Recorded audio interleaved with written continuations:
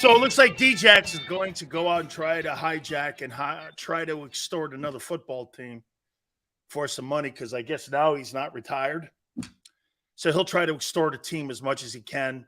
You know, he'll sign a contract, make a couple $1,000,000, go on the IR, never see him again, and that'll be the last of it.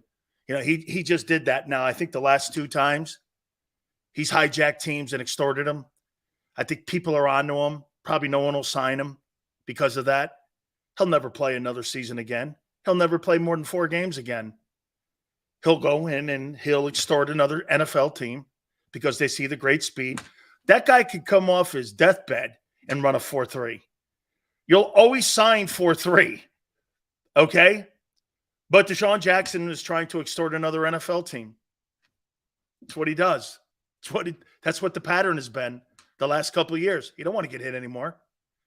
He wants to put as much money as he possibly can because he knows, and he's probably the right thing to do is extort these NFL teams. You know, I'm all for getting the money out of the wallets of the owners, so it's okay. But if anybody signs him, know that you're getting blanks. This guy's got nothing in the tank left. And here's the more important thing. DeSean Jackson doesn't want to give you anything. So when you sign a player like that right now in his career, he's looking for a paycheck. That's all he is. Again, I mean, hey, if he can do it and he can go in and run a 4th, which he can, somebody's going to get excited. And what he'll do is he'll pull up lame somewhere, Baltimore, Raiders, what have you. I don't know, Rams. He'll get as much money as he can. He probably got one more extortion in him. He's probably got one more extortion. I'm really glad that the Eagles didn't get extorted last year because, you know, they were saying, you know, in Philly, maybe you should bring back DeSean Jackson for, like, punt returns. And I'm like, you think that guy's going to take hits in a punt return? That is not happening.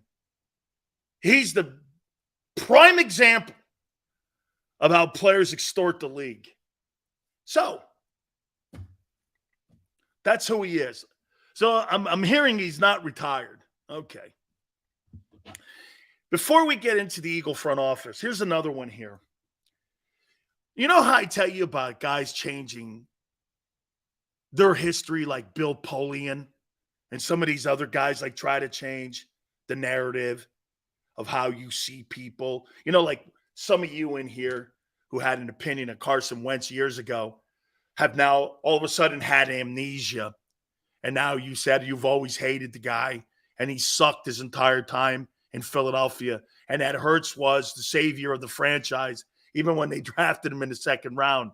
That's kind of what people have now convinced themselves in Philadelphia when they're sitting around eating bonbons or that new pizza from Wawa on Sundays. They're now trying to convince themselves that, hey, I loved Jalen the whole time. You're such a liar. And here's a prime example of another guy trying to change the history. So Steve Keim is on some podcast, the former general manager of the Arizona Cardinals. And so he's out here going like this. Hey, you know, what's the line? He's under a lot of pressure. He has a lot to prove. So let me ask you something. If you're the general manager of the Arizona Cardinals, he's under a ton of pressure and has a lot to lose. And prior to him proving that he could play with pressure and prove things to you, you gave him $46.1 million? Steve, that was your call. That was your call. The owner of the Cardinals went on your call. And now look what he's doing. Hey, Kyler Murray's got a ton to prove and a ton of pressure on him. So wait again. You gave this guy $50 million a year with a comment that he hasn't proven anything and if he could play with pressure. Solid. Okay? Solid. Dude, are you crazy? That's the kind of stuff right there that you call out. That's the stuff right there that you call out, man. He's trying to take the heavy brick off him. You made that call, dude. You made that call. You checked off on signing not only him to that contract extension, but the head coach. What about the head coach decision, Steve? Or were you drunk because of the DUI? I don't know. Come on, man. You hear people talk like that, and you're like, what? Where's he coming from with that? You signed off on a contract, 3-year contract extension for Cliff Kingsbury, and a 3-year contract extension that played Kyler Murray $46.1 million, and you're now turning around saying this guy's proven nothing, and I'm not sure he can play with pressure. Well, bro, you made that call for the organization, and now in hindsight, you know it's wrong, and you're now trying to put it on the player. That's why the Cardinals are the Cardinals. That's why the Cardinals are the Cardinals. Hey, man, real quick before I get into your front office here, we're going to reset here in a minute. How about Vegas saying that Josh Allen's going to throw for 4,300 yards or more, 32.5 touchdowns or more? And they're saying that Jalen's going to throw for 3,600 yards and 21 touchdowns. Well, man, there's a lot of respect in Atlantic City and Vegas for your guy. Shit, they at least got Dak at 4,050 and 26.5 touchdowns. Holy cow. So wait, nobody in Atlantic City believes that Jalen Hurts is going to throw for 3,800 yards? I looked it up. They think Daniel Jones is going to throw for more. Hey, Brock Purdy is who has a better season throwing the ball, Brock Purdy or Jalen? Whew. Whew. Oh, I don't know. Purdy? He's in a weaker conference, in a weaker division? I don't know. Holy cow, man. No, this ain't me saying it. This is not Big Sills. This is Atlantic City. Bets.com or something. Yeah. 36.50, baby. Over under Jalen Hurts. And 4,300 for Josh Allen and 40,000 or 4,050 for Dak. Mahomes is at 4,500, so is Burrow. 44. Hey, get this.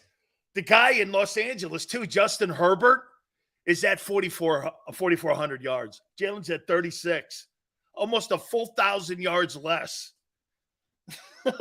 Okay. Hey, that's all right. All I know is this ain't Big Sills. This is Vegas. These are the people that kind of put their money up. Jameson goes, we don't care. All right. I mean, I don't really care either. I thought it was interesting, though. Damn, they don't even think your guy's going to throw for 3,700 yards. That's less than the year he had a year ago. Hey, I'll make that bet with people. So when we go to King of Prussia drinking beers, I'll make this point to you, man. You guys will be buying Big Sills a bunch of beers. He ain't throwing for 4K. There's not a chance he throws for 4K. Okay? Shit, man. Josh Allen will have 4K by week 12. Yeah. All right, we talked about your front office here, and we're looking at position rooms. Howie's just done a really great job. How about this? As an is Howie Roseman a better general manager than Polian? He's not better than Ozzie Newsome. Ozzie Newsome? No way. Ozzie Newsome could pick coaches and personnel. Hall of Fame personnel. MVPs. And he's been there forever. He's won 2 Super Bowls. So the general manager, in my opinion, in the last 25 years, 24 years, has been Ozzie. 2 Super Bowl championships, 2 different quarterbacks, Hall of Famers, monster winning, legendary players, legendary acquisitions. He's been the best GM in 24 years. Okay? Super Bowls. Okay? Went through a transition of moving the Browns to Baltimore. He's been the best general manager. Schneider's been great in Seattle with Carroll. Those 2 guys have done a nice job. I think Mickey Loomis down in New Orleans is a good GM. I think they've been in just so much hell because of the Breeze contract at the end, and now with Kamara's contract. So, yeah. Guys are all caught up on Jalen throwing for 3,600 yards, according to Vegas and Atlantic City. I thought that would touch it off a little. And only 21 touchdowns. Think about it. They think he's going to have a lesser year. Las Vegas thinks that Jalen's going to have a lesser year than he did a year ago. I'm not saying it. Las Vegas, Atlantic City, thinks Jalen Hurts is going to have a lesser year. Now, 21 touchdowns, 8 interceptions. That's 2 more than he did a year ago. And 36.50 and a half. And all the other elite quarterbacks are 4,000. Daniel Jones is projected to have a better year than Jalen Hurts. And I'm not saying that. Hey, I am totally not saying that. I'm just reading you what I read. Woo, man. Lesser year than a year ago. Dude, I think if Jalen Hurts is around 3,700 yards and 22 touchdowns again, and he's around 6 to 8 picks, they're going to be in the NFC title game again. What do you care if it's 5,000 yards or 3,600 yards? As long as you got Lincoln Financial hosting the NFC title game, what do you care? What do you care? Oh, you want your guy to be mentioned in the same breath with those other guys? He'll never be. That's why he has to win. Because if Hurts doesn't win, you're never going to put those guys in that conversation with them. He has to. By the way, the only reason you are putting Jalen Hurts in the conversation with those other guys is because he wins. That's it. Okay? That's totally it. Okay? Just saying. Just saying. All right. So we went through Howie Roseman. Great GM. I want to go through the rest of your front office and guys that have been really doing a great job. Sills, you know that there's only 2 ways he does do better: refs and injuries. Well, again, he's been hurt the last 2 years. Thoughts on Jalen being great in a couple categories like Jalen or elite and one like Herbert. 85, I'm not sure where you're going there, but he'll be gauged by how many wins he has. He's not going to be gauged by numbers he puts up because he's not going to put impressive numbers up.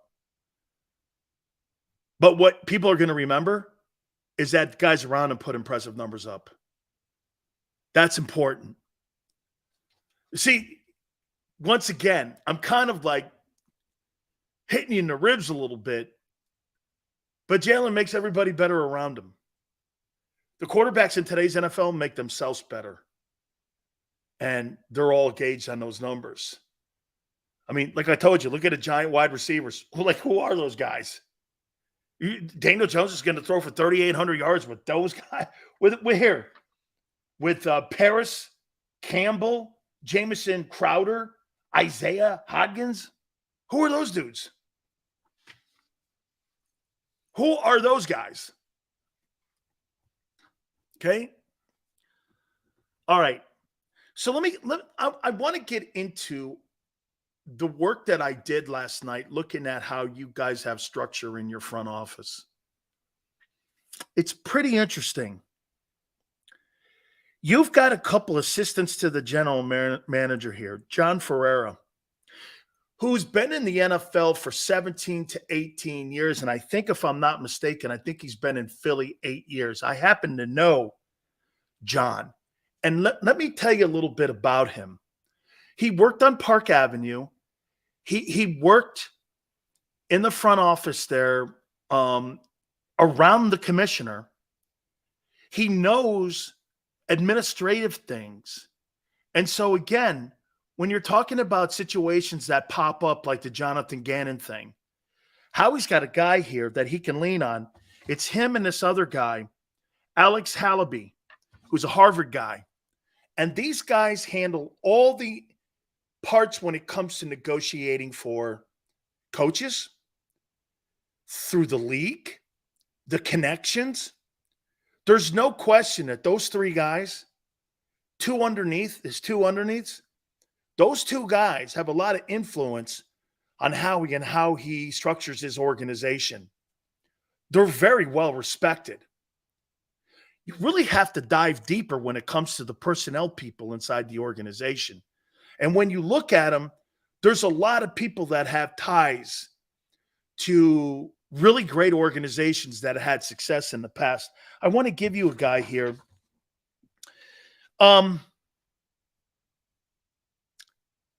Anthony Patch, your director of college scouting, worked for Dave Wannstedt in Miami with the Dolphins. And he is, without a doubt, one of your absolutely great college guys when it comes to really having massive connections. I'll tell you what, your personnel people, Max Gruder, is another guy who is well respected. Connor Barwin, who's another guy who's highly respected. I think he's a former player. And I think, if I'm not mistaken, I think he was in Houston. And if I'm not mistaken, I think he worked with Bill O'Brien. And he worked in Houston when they were acquiring all those great talents. It's really a great front office. And Howie really leans on every one of these guys.